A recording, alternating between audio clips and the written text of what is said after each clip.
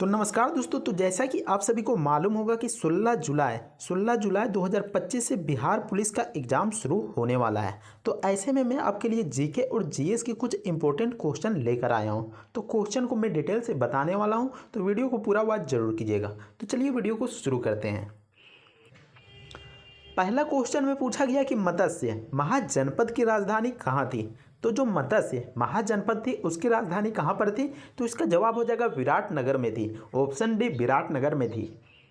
तो देख सकते हैं कि मत्स्य महाजनपद की राजधानी विराटनगर में थी और विराटनगर वर्तमान में कहाँ पर स्थित है, तो यह राजस्थान राज्य के जयपुर जिले में स्थित है। तो आपको ध्यान में रखना है।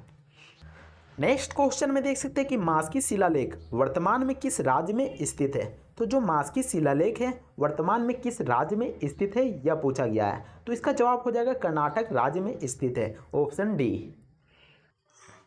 तो यहाँ देख सकते हैं कि मास्की लघु शिलालेख जो कि कर्नाटक राज्य में पाया गया था और जिला पूछा जाता है तो रायचूर जिले में पाया गया था। और आपको बता दूं कि जो मास्की लघु शिलालेख है उसमें किस महान शासक के बारे में उल्लेख है, आखिर कौन से राजा के बारे में उल्लेख देखने को मिलता है। तो आपको बता दूं कि चंद्रगुप्त मौर्य ने किस साम्राज्य की स्थापना की थी। तो चंद्रगुप्त मौर्य के द्वारा मौर्य साम्राज्य की स्थापना किया गया था। तो इसका पुत्र कौन हुआ, तो इसका पुत्र हुआ बिंदुसार इसका पुत्र हुआ।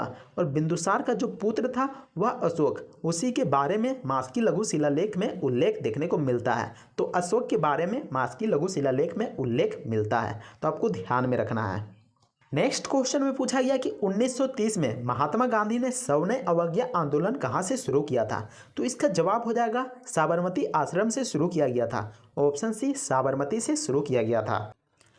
तो यहाँ पर देख सकते हैं कि महात्मा गांधी के द्वारा 1930 ईस्वी में सविनय अवज्ञा आंदोलन की शुरुआत की गई थी। अगर डेट पूछा जाता है तो डेट हो जाएगा 12 मार्च को शुरू किया गया था। और कहाँ से शुरू किया गया था, तो साबरमती आश्रम से शुरू किया गया था। और आपको बता दूं कि इस आंदोलन को, जो सविनय अवज्ञा आंदोलन है, इसको और भी नाम से जाना जाता है, जैसे कि नमक सत्याग्रह या फिर दांडी मार्च के नाम से भी जाना जाता है। आखिर नमक सत्याग्रह और दांडी मार्च के नाम से क्यों जाना जाता है, तो आपको बता दूं कि गांधी जी ने अपने 78 साथियों के साथ 240 मील की यात्रा करके दांडी पहुंचे थे और वहां पर नमक कानून तोड़ा था। दांडी पहुंचकर नमक कानून को तोड़ा था।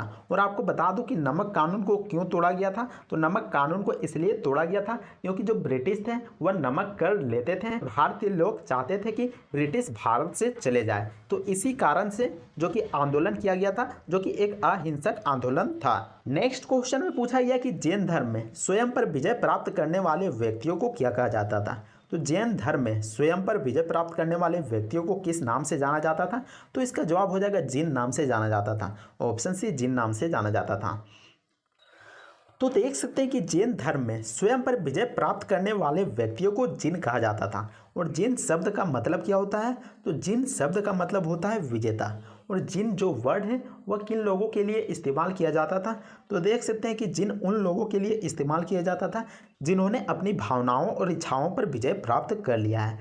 जैसा कि आप सभी को मालूम होगा कि जो मनुष्य का इच्छा है वो कभी ख़त्म नहीं हो सकता है, लेकिन जिन उन लोगों को कहा जाता था जिनकी इच्छाएं ख़त्म हो चुकी हैं, जिनको किसी भी प्रकार का लालच नहीं है, लोभ नहीं है, तो उन लोगों के लिए यहाँ पर जिन वर्ड का इस्तेमाल किया जाता था। इसके अलावा जिनेंद्र या फिर अहरत भी कहा जाता था। तो यहाँ देख सकते हैं।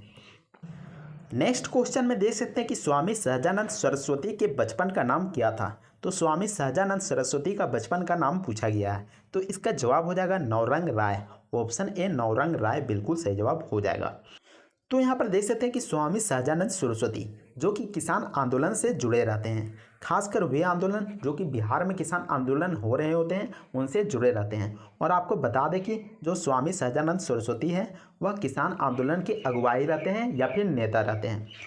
इसके अलावा 1929 ईस्वी में उन्होंने बिहार प्रांतीय किसान सभा का गठन भी किया था, ताकि किसानों के जो अधिकार की रक्षा किया जा सके और जमींदारों के खिलाफ आवाज़ उठाई जा सके, क्योंकि उस समय ब्रिटिश शासन चल रहा होता है। उसके खिलाफ यहाँ पर आंदोलन किया जाता है और उस आंदोलन का नाम दिया जाता है बाकस्त आंदोलन। और बाकस्त आंदोलन में कहा जाता है कि जो जिस भूमि पर खेती करेगा भूमि उसका हो जाएगा, यानी कि उसका हक हो जाएगा उस भूमि में। तो इस तरीके से स्वामी सहजानंद सरस्वती के बारे में भी पूछा जा सकता है, क्योंकि वह बिहार से बिलोंग करते थे।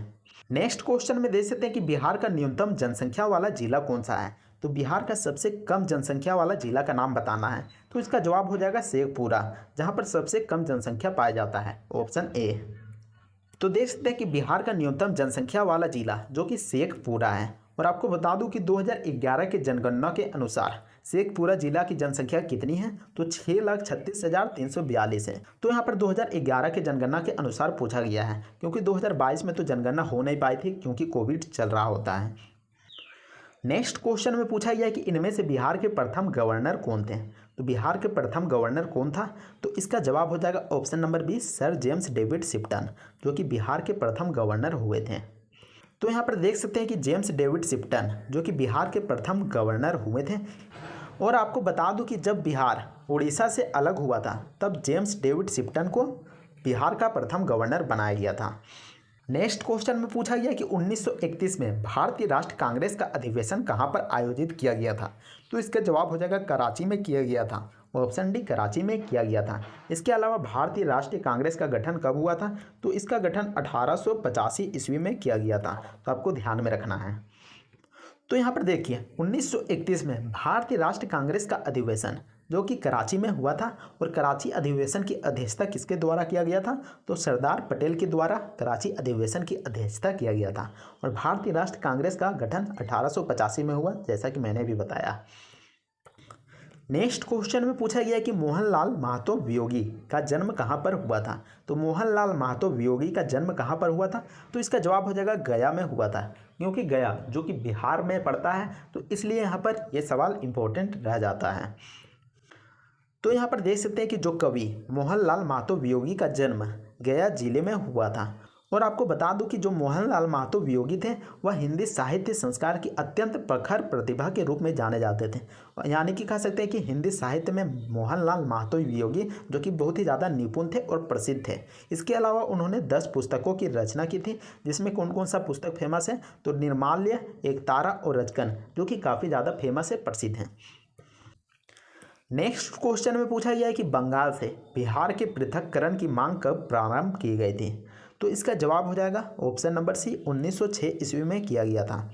आपको बता दूं कि मांग यहाँ पर 1906 में किया गया था, लेकिन यहाँ पर लागू कब किया गया था, तो यहाँ पर देख सकते हैं कि बंगाल से बिहार के पृथक्करण की मांग 1906 में प्रारंभ की गई थी। और आपको बता दूं कि जो महेश नारायण और सच्चिदानंद सिन्हा थे, बंगाल का विभाजन और बिहार का पृथक्करण नामक पुस्तक लिखी थी। इसके अलावा 1912 में जो कि बिहार को उड़ीसा और बंगाल से अलग कर दिया गया था। तो आपको समझ में आ गया होगा कि बंगाल से बिहार को अलग करने की मांग 1906 में किया गया था, लेकिन जो मांग को पूरा कब किया गया, तो 1912 ईस्वी में किया गया। तो आपको ध्यान में रखना है। तो उम्मीद करते हैं कि आपको यह वीडियो और जानकारी पसंद आया होगा। अगर वीडियो और जानकारी पसंद आता है तो वीडियो को लाइक कीजिएगा और चैनल को भी जरूर सब्सक्राइब कर लीजिएगा। तो मिलते हैं नेक्स्ट वीडियो में, तब तक के लिए जय हिंद, वंदे मातरम।